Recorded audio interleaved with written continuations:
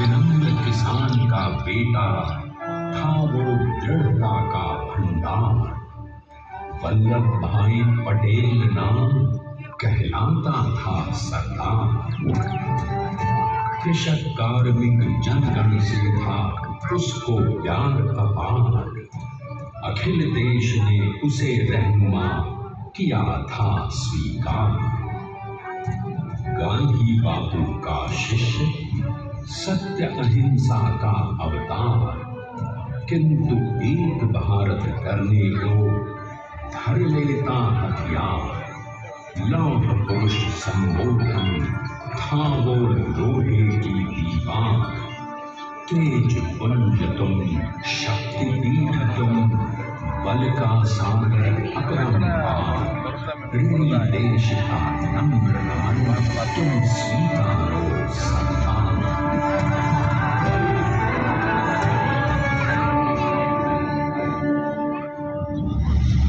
1857 में अंग्रेजों को ललकारने वाले पहले स्वतंत्रता संग्राम के एक सक्रिय सिपाही थे झवेर भाई पटेल।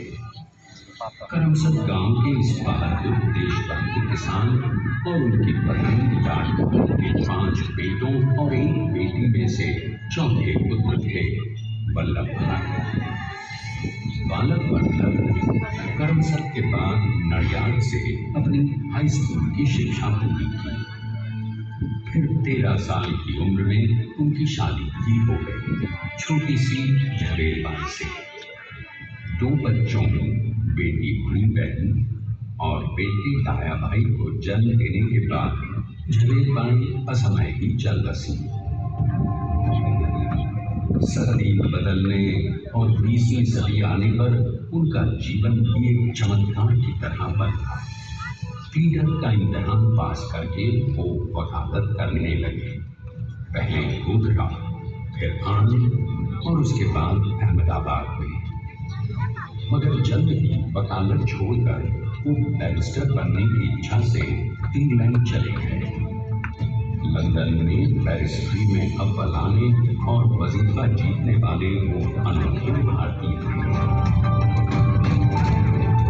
अब तो अहमदाबाद की वरिष्ठ अदालत में बैरिस्टर पटेल की जिरह और जीतों की धूम मच गई।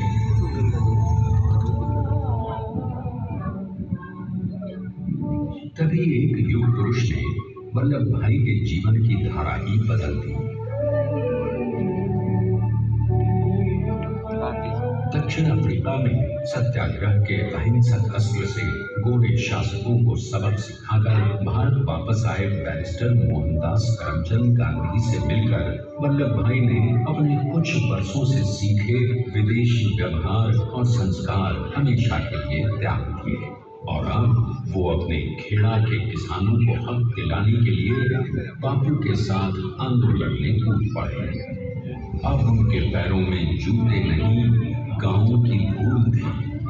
हृदय में भारत भूमि की शस्य श्यामला धरती। मन में थे गांधी और मस्तिष्क में एक नए स्वतंत्र भारत का सपना।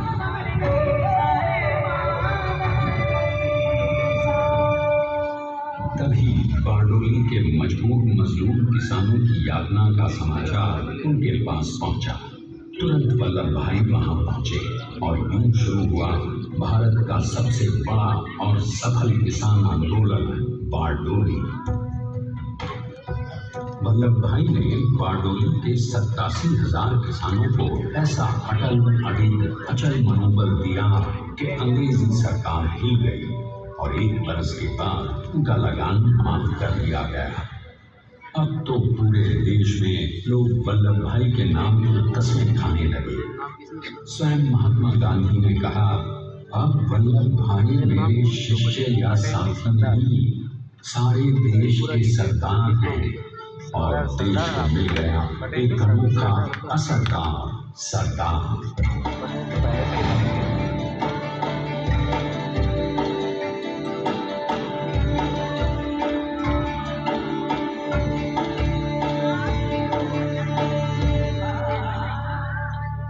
सरदार पटेल के नाम और देशभक्ति से अंग्रेज डर कर कांपने लगे। 1930 के नमक सत्याग्रह और दांडी कूच में वो बापू से भी पहले गिरफ्तार किए गए। तो सन 1932 में फिर उन्हें बापू के साथ ही जेल में 2 सालों के लिए डाल दिया गया। मगर आजादी के दीवानों को स्वतंत्रता के परवानों को कौन गिरफ्तार कर पाया है? जेल से छूटते ही सरदार को कांग्रेस के नए राष्ट्राध्यक्ष पद पर चुना गया और उनकी सरपरस्ती में राष्ट्रवादी भारतीयों ने तमाम ब्रिटिश सूबों में जीत हासिल कर वहां अपनी स्थानीय सरकारें बनाई।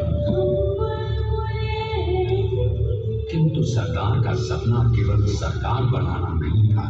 उनका स्वप्न तो था एक ऐसे नए भारत का जहां हर रंग, हर रूप, हर जात, मजहब, तबके का हिंदुस्तानी एक साथ मिलकर एक ऐसा नया भारत बना सके जहां पूर्ण स्वराज के साथ सारे समाज को गरीबी, अशिक्षा, छुआछूत से भी आजादी मिल जाए।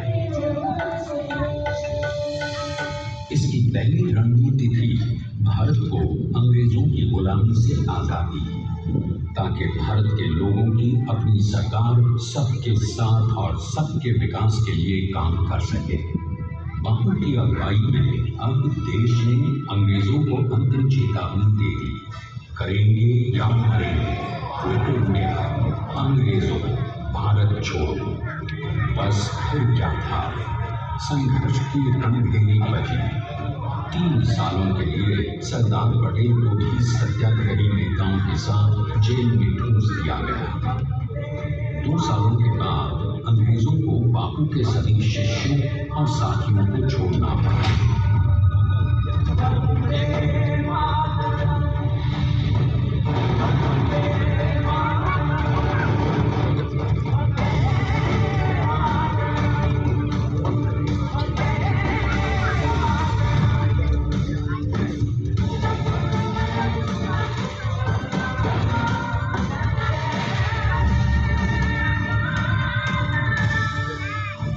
स्वतंत्रता के स्वप्न के सच होने के साथ अब सरदार पर कई एक नई जिम्मेदारियां थीं।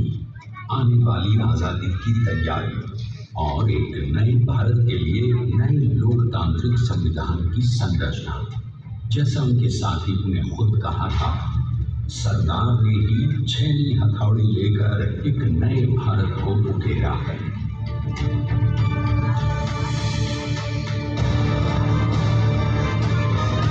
स्वाधीनता तो प्राप्त हुई, लेकिन खंडित भारत में भी उठते विभाजनवादी अंधकार को अभी दूर करना था।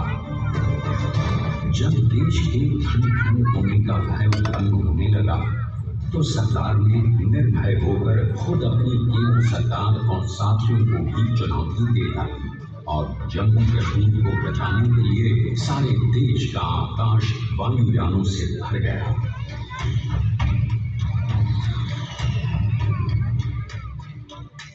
और फिर हैदराबाद और जूनागढ़ के भारत के विलयीकरण को पाकिस्तान से चुनौती मिली। सरदार चाहते थे कि देश की 1 इंच धरती अब और विभाजित नहीं होनी चाहिए।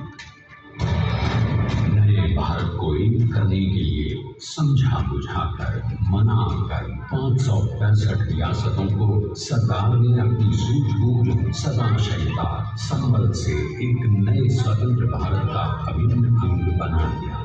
हमारे इतिहास में अखंड भारत के पुरुषार्थ का ये एक महानतम अध्याय है।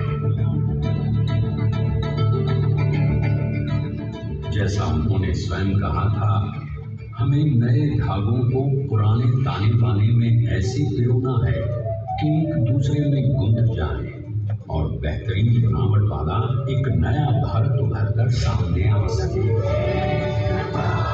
अंततः अपने वज्र दृढ़ संकल्प से एक नया विराट विशाल एक भारत श्रेष्ठ भारत बनाकर दिखा ही दिया सरदार ने।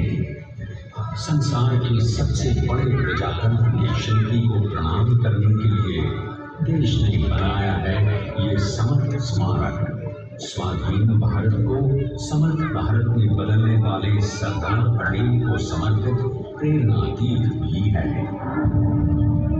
प्रधानमंत्री श्री नरेंद्र मोदी के नेतृत्व में बनी विश्व की इस विशालतम प्रतिमा के सामने आकर सारी दुनिया जैसे स्वयं ही नतमस्तक हो जाती है।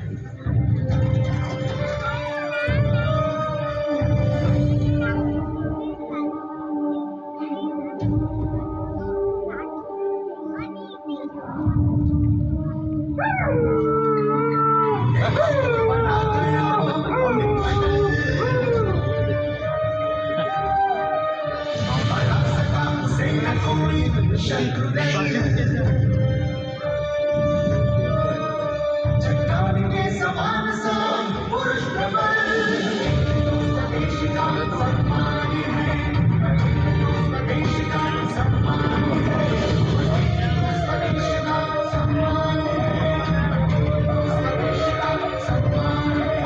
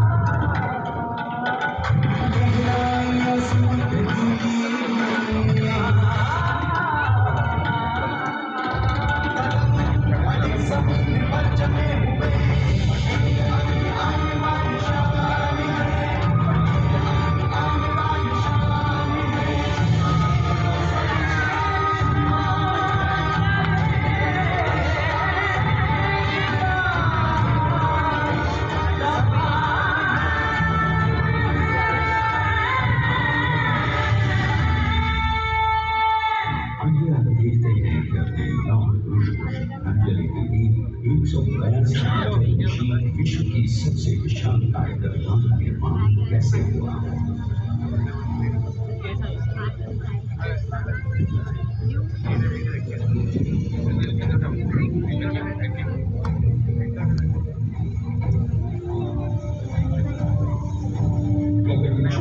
इस अद्वितीय अभूतपूर्व प्रतिमा को बनाने के लिए सबसे पहले नदी का 4,500 क्यूबिक मीटर का ग्राउंड और फिर सीधा 600 फीट का कंक्रीट का फ्लोर बनाया गया।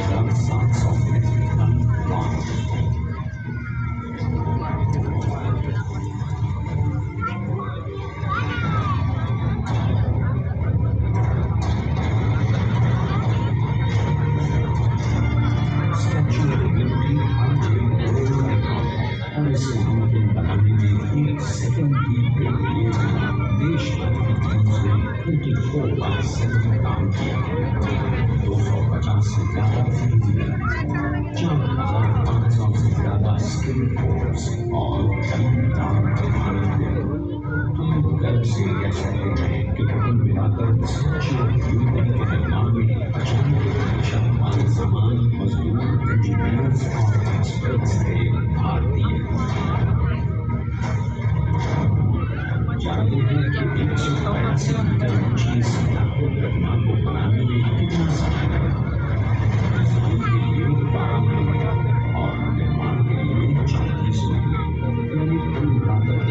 46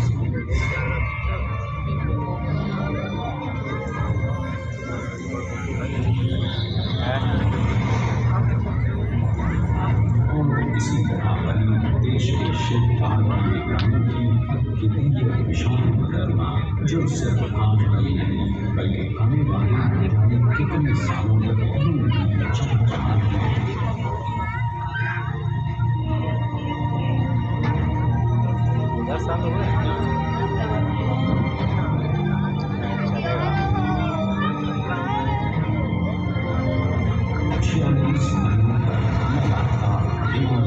एकजुट होकर उन्होंने परिश्रम किया और उनका साथ दिया भारत की 7.25 करोड़ जनता ने। और तभी मुमकिन हो पाया एक ऐतिहासिक निर्माण जो आज कहलाता है भारत की नई पहचान, स्टैच्यू ऑफ यूनिटी, विश्व की सबसे ऊंची प्रतिमा।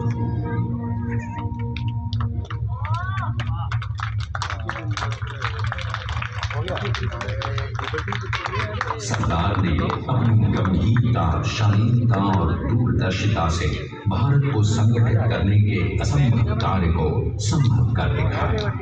आइए आज हम सब उन्हीं की महिमा में विश्व के सामने एक उदाहरण रखें, क्योंकि ये ही भारत को श्रेष्ठता के मार्ग पर ले जाएगा। निश्चय कर देना चाहिए कि हमें हिंदुस्तान में जितने लोग हैं सबको मिल के भाई स्टैच्यू ऑफ यूनिटी एकता की प्रतिमा और श्रेष्ठता का प्रतिबिंब है। एक पहल है इस अखंड भारत को श्रेष्ठ भारत बनाने के सपने को पूरा करने के लिए।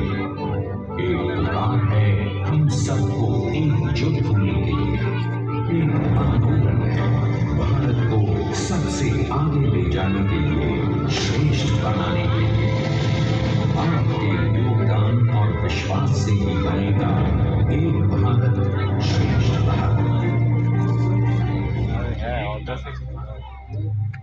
एकता का संदेश है कि भाषा ने भाव एक, राज्य अनेक, राष्ट्र एक, पंथ अनेक, लक्ष्य एक, बोली अनेक, स्वर एक, रंग अनेक, तिरंगा एक, समाज अनेक, भारत एक, रिवाज अनेक, संस्कार एक, योजना अनेक, मकसद एक, कार्य अनेक, संकल्प एक, राह अनेक, पंजी एक, पहनावा अनेक, सीमा एक, चेहरे अनेक, मुस्कान एक। ये एकता का संदेश लेकर के हम चले। भाइयों बहनों, ये भारत की विशेषता है, विविधता में एकता। यही भारत की विशेषता है।